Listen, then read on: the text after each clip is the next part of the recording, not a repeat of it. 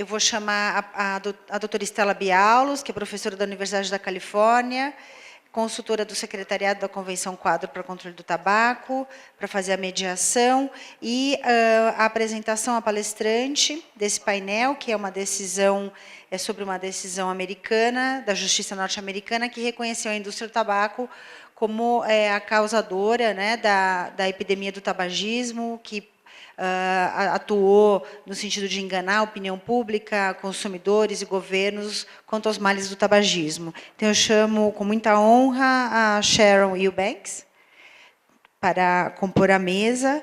A Sharon é advogada atualmente, mas ela atuou durante esse processo judicial. Podem se sentar? Ela atuou durante esse processo judicial como a conselheira-chefe dos Estados Unidos, né? Como se fosse no General Attorney, que é como se fosse a AGU dos Estados Unidos. São 20 minutos para a palestra e 20 minutos para as perguntas. Muito obrigada. Obrigada. Está ligado? Pode usar esse aqui, acho que agora ligou. Obrigada pela introdução. Vai ser um prazer muito grande para mim de apresentar a doutora Sharon, que eu conheço já há alguns anos, que eu tive o prazer de conhecer na época que ela estava liderando esse processo, e a gente está fazendo um pouco de uma mudança nessa palestra. Eu agradeço aqueles que estão aguentando. Eu sei que a hora do almoço está chegando, e a fome, mas vai valer a pena esperar mais um pouquinho, aguentar a fome um pouquinho. Porque a gente está saindo agora de uma descrição onde a indústria processou o governo, para escutar o que acontece quando o governo processa a indústria contra as fraudes cometidas por essa indústria para prejudicar a saúde pública. Então, é uma mudança de perspectiva interessante e um resultado que eu acho que poderia estar subsidiando mais causas e mais decisões, porque criou um precedente importante que talvez poderia ser mais utilizado no âmbito internacional. E é também interessante porque a gente acabou de ouvir falar do Uruguai, né? Um país bem pequeno, e agora a gente vai falar dos Estados Unidos, né? Um país enorme. Tem várias cidades dos Estados Unidos que têm uma população maior que o Uruguai. Mas isso é importante porque, sob o ponto de vista da indústria, nenhum país ou nenhuma causa é pequena o suficiente para ser ignorada, e nenhum país ou nenhuma causa é grande o suficiente para dar medo. A indústria tanto vai atrás das coisas pequenas para não criar precedente, e não vai deixar uma causa grande. Então, a indústria tem um poder bastante grande e uma audácia bastante grande. Então, os Estados Unidos está atacando e a gente vai escutar, a gente vai se defender. Enquanto isso, está lá o Uruguai, né, pequeno, não é um mercado grande, e vamos lá atrás. E a gente vê isso, vários dos países que a Patrícia Lambert discutiu com a gente, de tamanhos variados, né, desde países grandes, uma população grande, um mercado importante, até países pequenos. Então, mostra isso. Nada é pequeno demais para ser ignorado e nenhum assunto é grande demais para intimidar. Mas, sem mais assunto, vamos agora escutar a Sharon, que vai contar um pouquinho da história em 20 minutos, e eu vou fazer aqui propaganda que ela tem um livro ótimo, onde ela conta em muito mais detalhes, e detalhes muito interessantes, toda essa saga que ela teve o prazer de liderar. Sharon. I pass the floor to Sharon. Translation apology. Vou falar sobre um dos meus tópicos favoritos. Eu tenho que lutar um pouquinho com o título da apresentação, que é o veredito final, Estados Unidos versus Philip Morris. Nada com a Philip Morris e com a indústria do tabaco é a decisão final. Então, nós temos casos, quando eu estava nos Estados Unidos, eu entrei com uma ação em 1999, e esse caso ainda existe até hoje. Então, vou dar a história para vocês. Vamos falar um pouquinho sobre como os Estados Unidos, o caso contra a indústria do tabaco começou, como ele continuou, como foram as audiências e como foram as sentenças. Como vocês sabem, a indústria fez um acordo com os estados, num acordo gigantesco. E a indústria aparentemente acreditou que ela tinha se livrado, que tudo estava bem. Nós acertamos tudo com os estados. E foi isso que eles pensaram em relação a resolver o litígio com os Estados Unidos. Mas eles nem imaginaram que o governo federal, de fato, talvez quisesse abrir uma ação contra a indústria. Isso é raro. Eles não preveram isso. E foi um grande erro que foi feito pela indústria do tabaco, de tentar adivinhar o que o governo federal ou a administração pública faria. Então, a ação federal foi feita por causa de uma negociação que havia falhado. Então, a legislação era apoiada pelos dois partidos políticos dos Estados Unidos. E a indústria do tabaco fazia parte das discussões e dos debates e dos litígios para sempre. Pelo menos é isso que a indústria queria fazer. E o governo estava interessado na regulamentação, porque ele havia perdido um caso numa Corte Suprema. E havia uma sentença da Suprema Corte que disse: quer saber o quê? Você não tem o direito de regular ou regulamentar a indústria do tabaco. E aí depois passar pelo processo legislativo com o Congresso Nacional e aprovar uma lei, mas baseado nesses projetos de leis atuais, você não tem a jurisdição. Então, a ideia era obter paz entre os partidos políticos, mas havia uma pegadinha.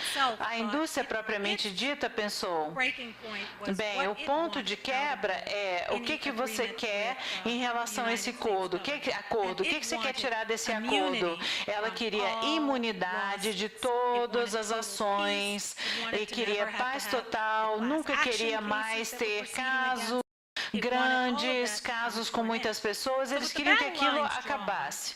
Então, com as linhas de batalha estabelecidas, eles pediram apoio dos partidos políticos para obterem essa imunidade em relação a ações legais. Então, não havia legislação no final da década de 90. E, mais importante, não havia um acordo feito.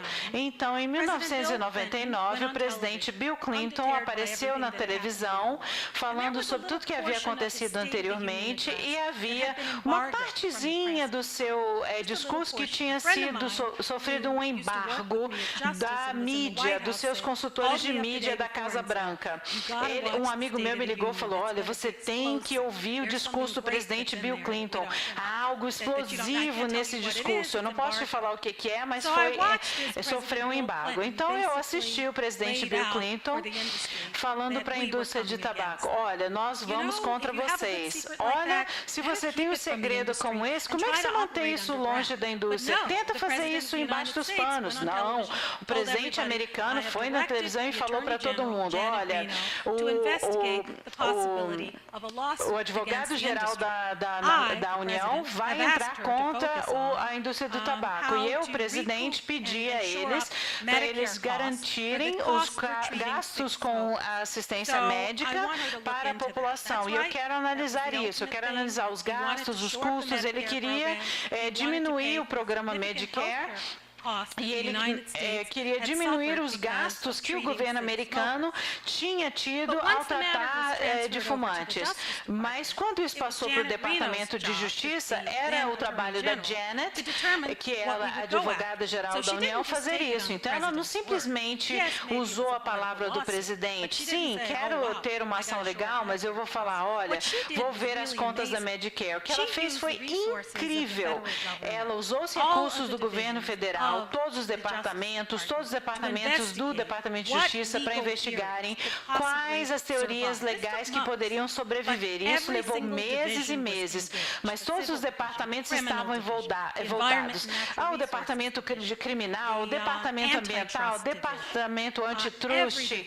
Todos todos os departamentos do Departamento de Justiça estavam envolvidos nessa tarefa, com o esforço de ir lá fora e encontrar uma legislação, uma teoria, achar formas de obtermos prova. Como o Oscar falou anteriormente, uma das coisas que ele mencionou é quão importante é garantir que você ponha o pinguinho em todos os is, cruze todos os t's, faça o seu dever de casa para você não ser expulso das audiências e do tribunal.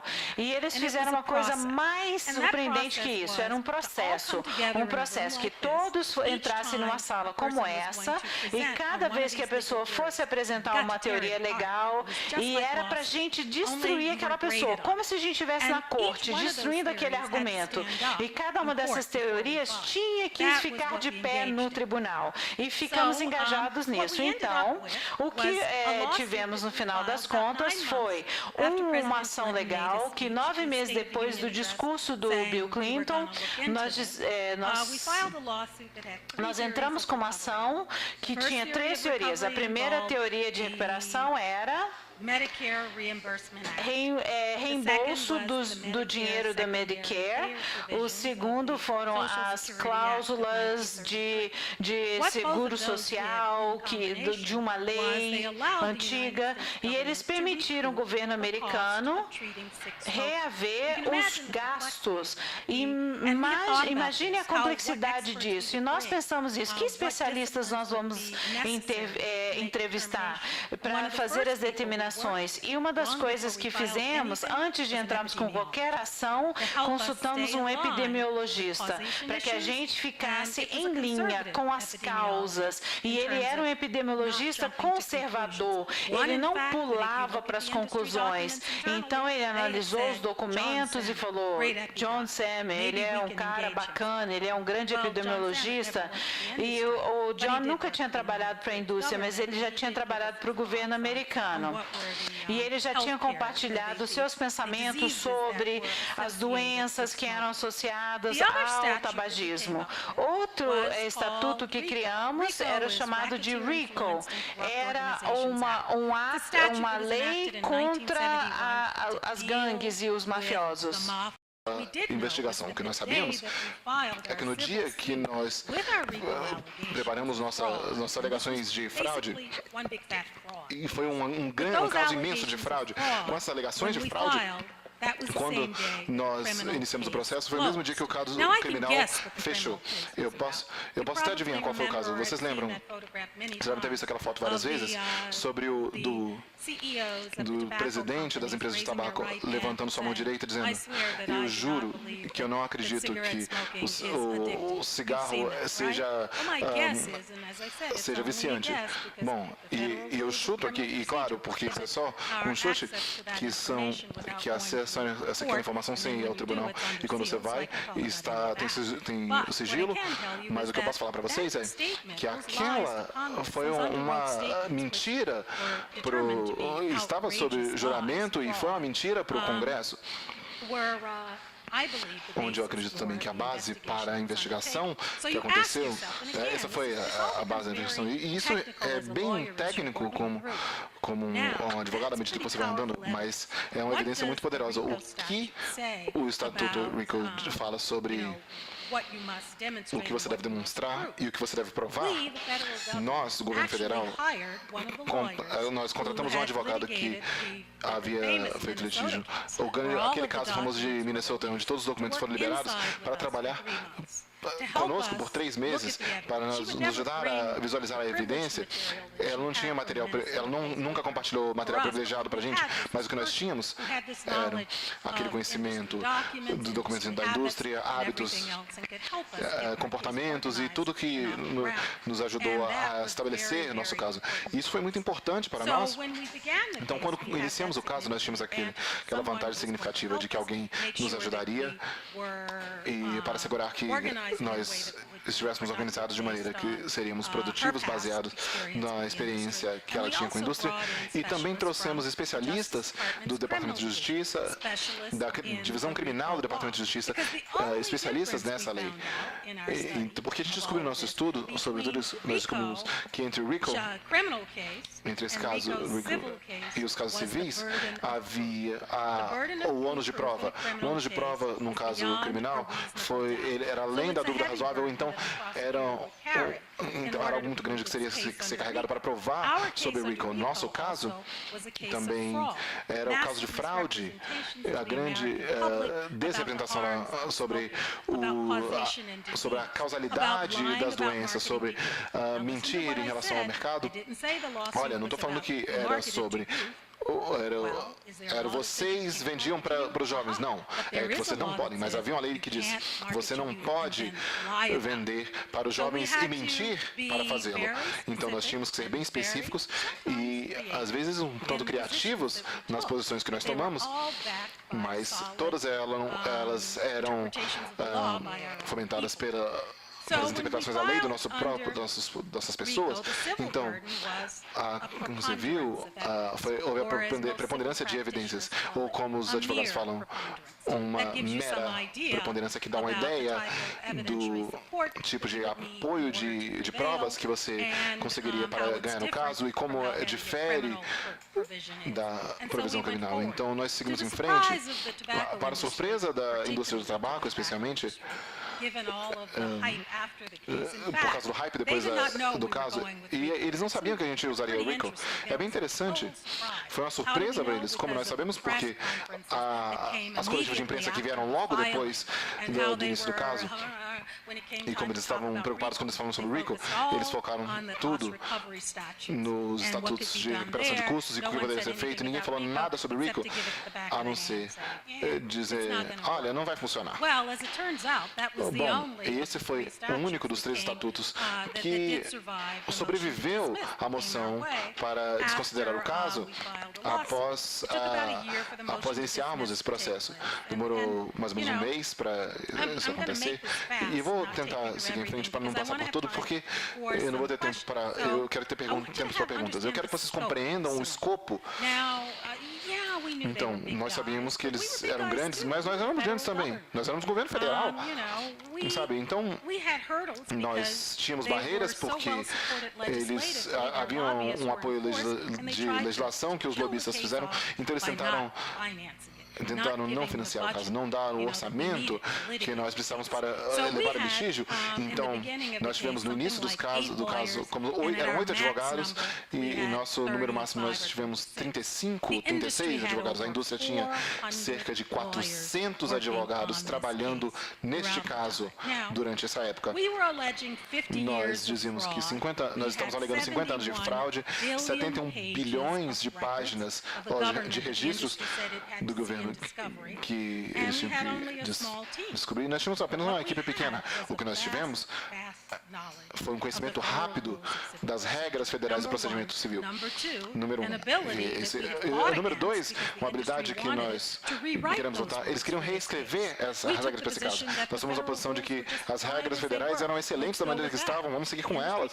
A indústria tomou a posição dizendo que a experiência nesses casos é que nós precisávamos regras separadas. Então, nós tivemos um documento de negociação de 54 páginas que governava todos os procedimentos. Sem aquele documento e aqueles procedimentos, nós estaremos mortos ao iniciar.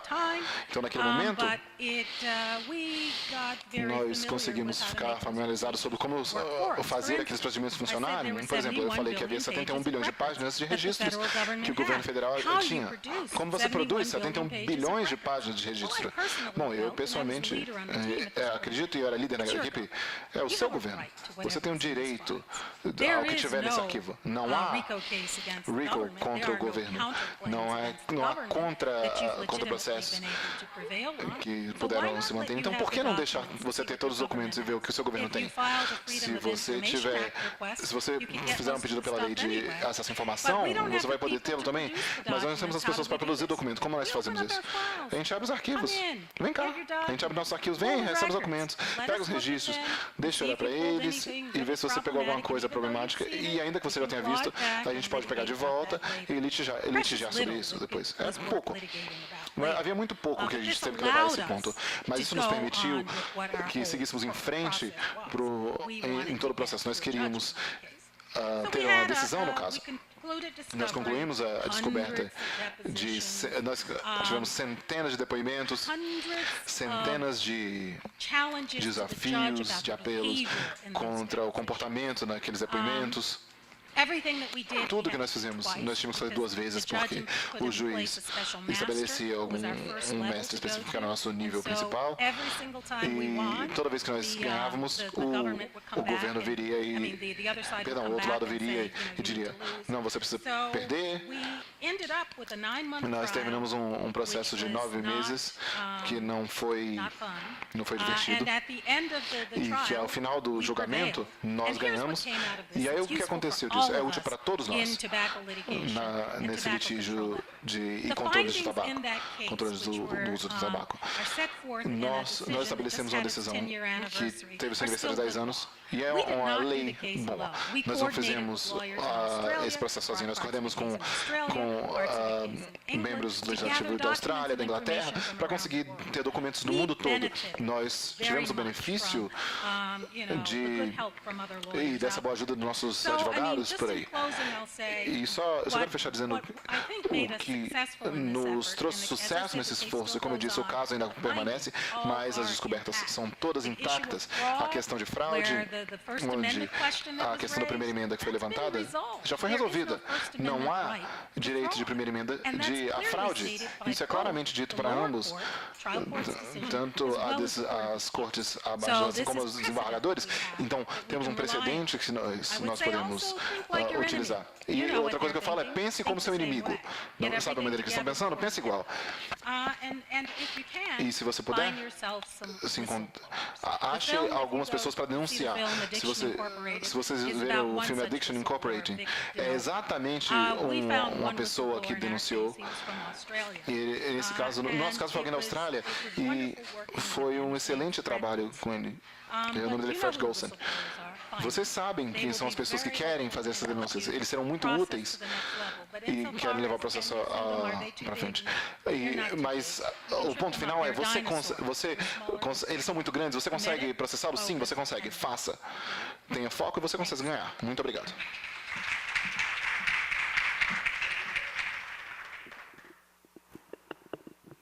Muito obrigada, Sharon. Existe alguma pergunta ou comentário que alguém gostaria de fazer sobre esse caso? Alguém quiser complementar? Não, eu também, mas se alguém quer, eu vou me dar a palavra. Yes, Patrícia.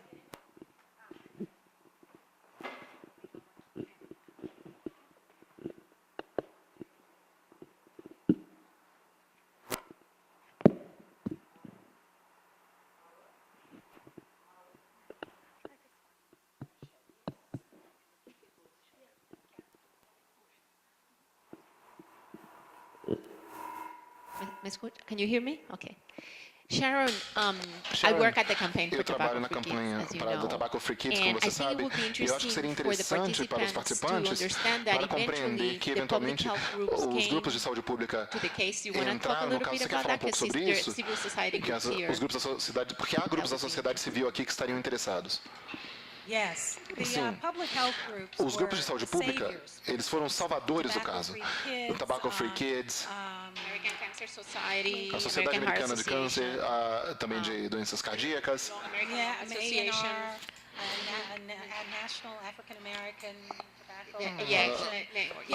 várias outras agências, eles foram salvadores. Eu acho muito interessante você ter trazido isso. No final do caso, como eu disse, foi um caso político, antes de mais nada. Nós tivemos uma mudança de partidos políticos, no caso, e essa mudança de partidos políticos mudou num golpe de dentro para tentar matar o caso, para tentar fazer que aceitássemos qualquer estabelecimento qualquer. E os poderes, a conclusão, à medida que nós estamos chegando à conclusão do caso, jovens, olha, vocês ganharam, vocês podem ler isso no meu livro, Bad Acts, que você consegue comprar na Amazon, que tem a ver, que é tudo sobre o caso, mas especialmente o juiz permitiu a intervenção desses grupos de saúde pública porque ela acreditava, assim como nós, que eles tinham um grande papel a desempenhar em qualquer remediação que acontecesse ao final do caso. Ela restringiu novas evidências, portanto, a indústria não poderia dizer, olha, foi surpresa, mas ela deixou que esses grupos argumentassem que o governo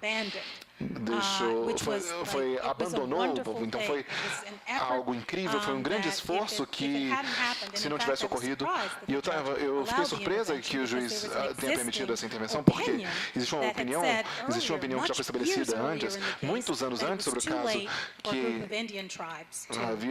que os grupos indígenas fossem intervir, eles não queriam, mas ela deixou eles intervir, talvez ela não quisesse lidar com o que estava acontecendo, mas ela abriu aquela porta.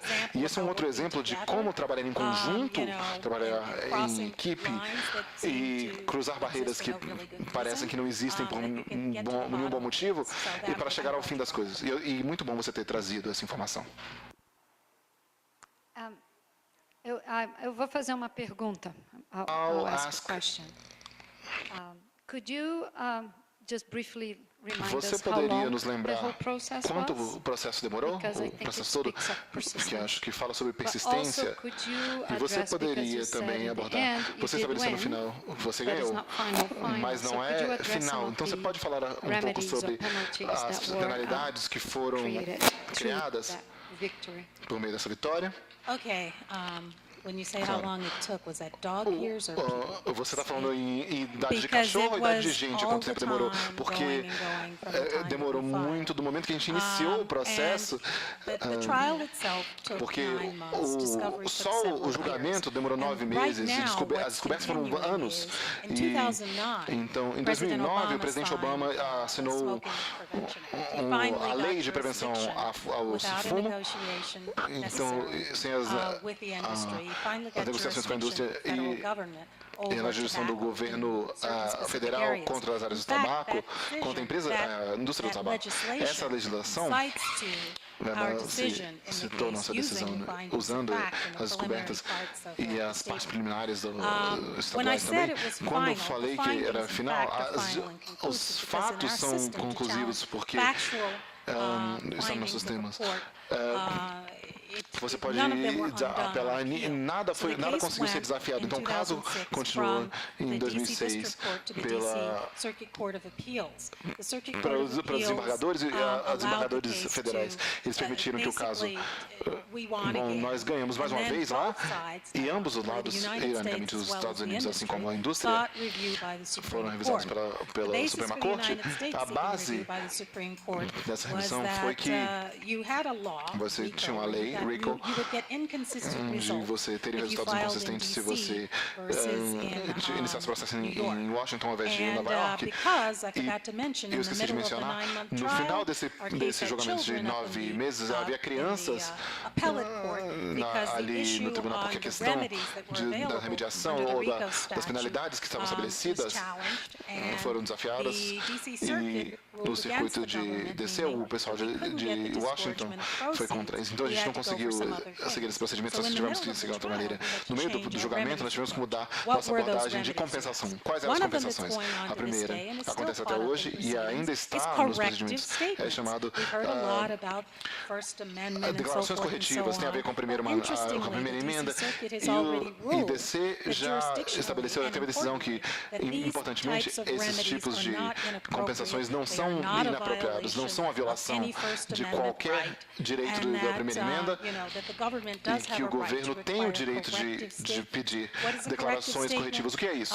Yeah, we lied to you, Sim, but, a gente mentiu para vocês, sorry about mas that. We're not gonna do it desculpa, a gente vai anymore. fazer de But novo. it's important Mas é importante ainda assim trazer isso. Obviamente é muito importante porque a indústria, eles estão acostumados a lutar de maneira amarga, mas focar na lei e no precedente, nessas questões de primeira emenda, nós temos, pelo menos o governo tem, eu deveria dizer, já que eu não estou mais lá, o governo conseguiu vencer até o a fazê-lo. Esse é realmente algo que eu tenho um problema pesado com. Só para lembrar que a opinião final da juíza é um documento de centenas e centenas de páginas, interessantíssimo porque realmente discute todos os aspectos e das formas pelas quais a indústria mentiu e fraudou o público. E são as mesmas histórias, como a Patrícia Lambert e outros aqui disseram, os argumentos são o mesmo, só muda a língua, né? Eles só traduzem em outras linguagens. E seria interessante, porque esses argumentos são os que já foram ditos pela juíza muito bem pesquisado, um documento bastante grande. A norte-americana, eles foram compilados por um consórcio de escritórios americanos, e a ACT fez a tradução dos principais trechos para o português, está disponível em versão impressa, está ali em cima, e também está disponível online. Eu concordo plenamente com essa... Eu falo muito isso, que os juízes têm que ter conhecimento dessa sentença ao julgar qualquer ação que trate de temas relacionados ao controle do tabagismo.